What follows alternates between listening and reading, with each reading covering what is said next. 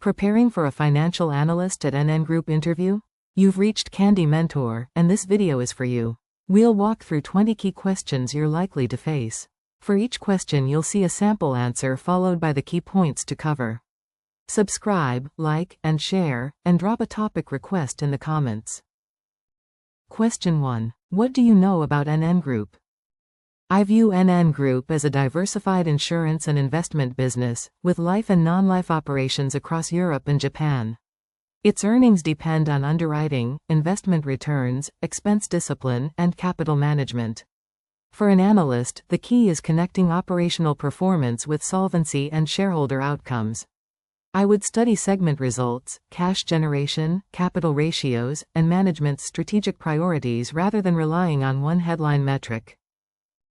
While answering, focus on NN Group's insurance and investment activities, its European presence, customer focus, capital strength, and the importance of linking financial performance with solvency and long-term value creation. Question 2. Why do you want to work as a financial analyst at NN Group? NN Group appeals to me because financial analysis there combines accounting, investments, risk, and long-term customer obligations. That creates more depth than analyzing a simple income statement. I enjoy turning large datasets into clear conclusions, testing assumptions, and explaining what is driving performance. I would also value working in a regulated environment where analysis influences capital allocation, pricing, forecasting, and management decisions. The role fits both my quantitative interests and my communication style. Make sure to cover NN Group's combination of insurance, investments, regulation, and long-term liabilities, while connecting the role to your analytical strengths, curiosity, communication skills, and interest in improving decisions. Question 3. How would you analyze an insurance company's financial statements? I would begin with the income statement, separating insurance service results from investment performance and one-off items. Then I would review the balance sheet, focusing on technical provisions, reinsurance, invested assets, debt, and equity. Cash flow and capital generation would show whether earnings are distributable. I would compare actual results with prior periods, budget, and peers, investigate movements in claims and expenses, and assess whether accounting results align with solvency and economic performance. In your answer, talk about premiums, claims, expenses, investment income, reserves, capital, cash flows, segment trends, accounting changes, and reconciling reported results with economic and solvency perspectives. Question 4. What is International Financial Reporting Standard 17, and why is it important to NN Group? International Financial Reporting Standard 17 is the accounting standard for insurance contracts, designed to present insurance revenue and profit more consistently. It requires insurers to estimate future cash flows, discount them, include a risk adjustment, and release the contractual service margin as services are provided. For NN Group, it affects reported earnings, equity, disclosures, and comparability across periods. I would separate current service performance from assumption changes, market movements, and transition impacts when analyzing results. Be sure to mention International Financial Reporting Standard 17's measurement models, contractual service margin, insurance revenue, discounting, risk adjustment, comparability, transition effects, and how analysts should interpret earnings under the new framework. Question 5. What is the difference between International Financial Reporting Standards 17 performance and Solvency II performance? International Financial Reporting Standards 17 is primarily an accounting framework for measuring and reporting insurance profitability, while Solvency II is a prudential framework for assessing risk-bearing capacity. International Financial Reporting Standards 17 includes concepts such as the contractual service margin. Solvency II focuses on market-consistent assets and liabilities, own funds, and the solvency capital requirement. I would analyze both because accounting earnings explain reported performance, while solvency determines resilience, regulatory flexibility, and potential capital distributions. Focus on accounting versus regulatory objectives, contractual service margin, market-consistent valuation, own funds, solvency capital requirements, eligible capital, and why both perspectives matter for management and investors. Question 6. How would you assess NN Group's underwriting performance? I would assess underwriting through premium growth, claims development, expenses, and the combined ratio. A ratio below 100% generally indicates underwriting profit, but I would examine whether it reflects genuine pricing and claims improvement or favorable prior year reserve releases. I would also analyze product mix, claims frequency, severity, inflation, catastrophe experience, and expense efficiency. Finally, I would compare trends with budgets and peers to determine whether growth is profitable rather than merely expanding volume. Make sure to cover premium growth, claims frequency and severity, expense ratio, combined ratio, pricing adequacy, reserve development, catastrophe experience, mix changes, and whether growth is creating sustainable margins. Question 7. How do investment returns affect an insurer's financial performance? Investment returns can materially influence an insurer because premiums are invested before claims and benefits are paid. I would separate recurring interest and dividend income from realized gains, fair value movements, and impairment losses. Rising rates may improve reinvestment income but reduce bond values and affect liabilities, while credit deterioration can create losses. I would therefore evaluate returns alongside duration matching, liability sensitivity, asset quality, and insurance service results rather than viewing portfolio income in isolation. In your answer, discuss asset allocation, recurring income, realized and unrealized gains, credit losses, interest rates, liability matching, duration, and the distinction between investment performance and insurance service profitability. Question 8. What is a combined ratio, and how would you interpret a change in it? The combined ratio equals the loss ratio plus the expense ratio, using earned premiums as the denominator. A 96% ratio implies approximately 4% underwriting profit before investment income, subject to interpretation. If NN Group's ratio worsens, I would identify whether claims, expenses, pricing, mix, inflation, or catastrophe losses caused the movement. I would also remove unusual reserve releases and compare accident year trends, because one favorable quarter may not represent sustainable underwriting improvement. Be sure to mention the loss ratio, expense ratio, earned premiums, underwriting profit, reserve releases, catastrophe effects, pricing, claims inflation, and why trends are more informative than a single period. Question 9. How do interest rate changes affect NN Group? Interest rate movements affect both invested assets and insurance liabilities. Higher rates can reduce the market value of existing bonds, but they may improve reinvestment yields and lower the present value of future obligations. The net effect depends on duration matching, guarantees, product mix, hedging, and accounting rules. I would review sensitivity disclosures, solvency impacts, and cash flow timing, distinguishing temporary valuation volatility from changes that materially alter long-term profitability. Focus on asset and liability duration, discount rates, bond valuations, reinvestment income, guarantees, surrender behavior, solvency sensitivity, hedging, and the difference between short-term accounting volatility and long-term economics. Question 10. How would you evaluate the quality of NN Group's investment portfolio? I would evaluate the portfolio across credit quality, duration, liquidity, concentration, sector exposure, geography, and expected return. For bonds, I would review ratings, spreads, defaults, impairments, and sensitivity to rates. I would compare asset cash flows with insurance liabilities and test whether liquidity is adequate under stress.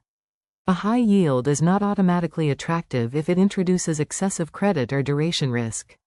The portfolio must support liabilities while remaining consistent with NN Group's risk appetite. Talk about asset allocation, credit ratings, concentration, duration, liquidity, sector and country exposure, defaults, impairments, yield, ESG considerations, reinsurance links, and consistency with liabilities and risk appetite. Question 11. What is asset liability management, and why is it important for an insurer? Asset liability management matches the timing, duration, currency, and risk characteristics of investments with insurance obligations. It matters because an insurer may face losses if assets reprice or mature differently from claims and benefit payments. I would assess cash flow matching, duration gaps, liquidity buffers, interest rate and inflation exposure, and hedging effectiveness. The objective is not maximum portfolio return, it is reliable liability coverage, controlled solvency volatility, and sustainable risk-adjusted returns. While answering, explain matching assets with liability cash flows, duration, liquidity, reinvestment, interest rate risk, guarantees, hedging, solvency, and how OM supports resilience rather than simply maximizing investment returns. Question 12. How would you perform a variance analysis for an NN Group business segment? I would start by reconciling actual results to budget and the prior year, then decompose the variance into volume, price, mix, claims, expenses, investment income, foreign exchange, assumptions, and one-off items.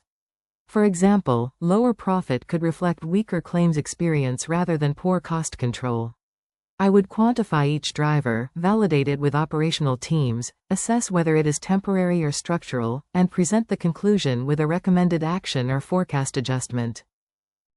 Make sure to cover actual versus budget and prior year, volume, price, mix, claims, expenses, investment income, foreign exchange, assumption changes, one-offs, materiality, and clear management actions. Question 13. How would you build a financial forecast for NN Group? I would build the forecast from operational drivers rather than applying a simple growth rate. For insurance, I would model premiums, claims, expenses, retention, and reserve development by segment. I would separately forecast investment income using portfolio balances and yield assumptions, then incorporate rates, market movements, taxes, capital, and distributions. I would create base, upside, and downside cases, document assumptions, reconcile to guidance, and update the model as actual results reveal forecast bias. In your answer, discuss segment-level drivers, premium and claims assumptions, expenses, investment yields, rates, capital, scenario analysis, historical calibration, management guidance, and regular forecast versus actual updates. Question 14. Which financial ratios would you monitor for NN Group? I would monitor the Solvency II ratio, insurance service result, combined ratio, loss ratio, expense ratio, operating return measures, leverage, cash generation, and liquidity.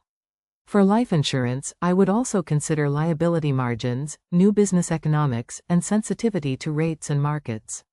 I would not interpret any ratio alone. A strong solvency ratio may reflect temporary market movements, while a good combined ratio may hide weak growth or reserve releases. Context and trend are essential. Be sure to mention solvency ratio, combined ratio, expense ratio, loss ratio, operating result, return measures, leverage, cash generation, liquidity, and why ratios require peer, historical, and business mix context. Question 15. How would you value an insurance company? I would use a combination of approaches because insurance liabilities and capital requirements make a single multiple incomplete. Relevant methods include dividend discount, excess return, embedded value or adjusted net asset value, and peer comparisons using earnings, book value, or cash generation multiples. I would forecast segment profitability, capital needs, distributions, and risk-adjusted returns, then test assumptions for rates, mortality, claims, and spreads. The valuation should explain both franchise value and balance sheet risk. Focus on embedded value or adjusted net asset value, dividend discount models, excess return methods, cash generation, solvency capital, cost of capital, liability assumptions, peer multiples, and sensitivity to rates and markets. Question 16. Suppose NN Group's profit falls while premiums increase. How would you investigate? I would first determine whether the additional premiums were profitable. I would examine pricing versus claims inflation, product and geographic mix, new business costs, claims frequency and severity, reserve development, and expense growth. I would separately analyze investment income, fair value movements, taxes, foreign exchange, and accounting changes. Premium growth may reduce profit if the business is underpriced or acquisition costs rise sharply. I would then compare accident year margins and management's explanation before revising the outlook. Talk about growth quality, pricing, product mix, claims inflation, reserve movements, acquisition costs, expenses, investment results, market impacts, accounting changes, and whether premium growth is economically value-creating. Question 17. Tell me about a time you found an error in a financial analysis. In a prior analysis, I noticed that a forecast variance did not reconcile to the underlying schedule. I traced the issue to a duplicated expense line created during a spreadsheet update.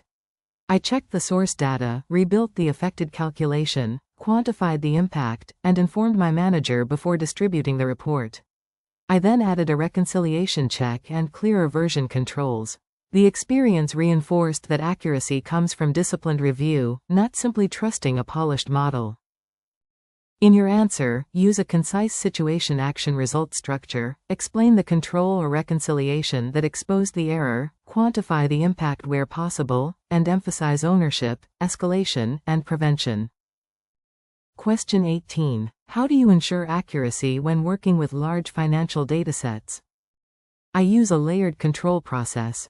First, I confirm source systems, definitions, periods, units, and completeness. Then I check duplicates, reconcile totals to reported figures, test formulas with sample records, and perform reasonableness checks against history or external benchmarks. I keep raw data separate from calculations, document assumptions, and use version control. Before delivery, I review key outputs independently and escalate unexplained differences rather than forcing the numbers to fit expectations. Make sure to cover source validation, data definitions, reconciliations, duplicate checks, formula testing, reasonableness checks, version control, documentation, peer review, and escalation of unexplained differences. Question 19. How would you explain a complex financial result to a non-finance stakeholder? I would lead with the conclusion and its business implication, then explain the 2 or 3 largest drivers in plain language. For example, instead of saying margin deteriorated due to unfavorable mix, I would explain that more low-margin products increased while claims costs rose. I would use a simple bridge or chart, distinguish facts from assumptions, and avoid unnecessary technical terms. I would finish by clarifying the decision required and checking that the stakeholders' questions were addressed.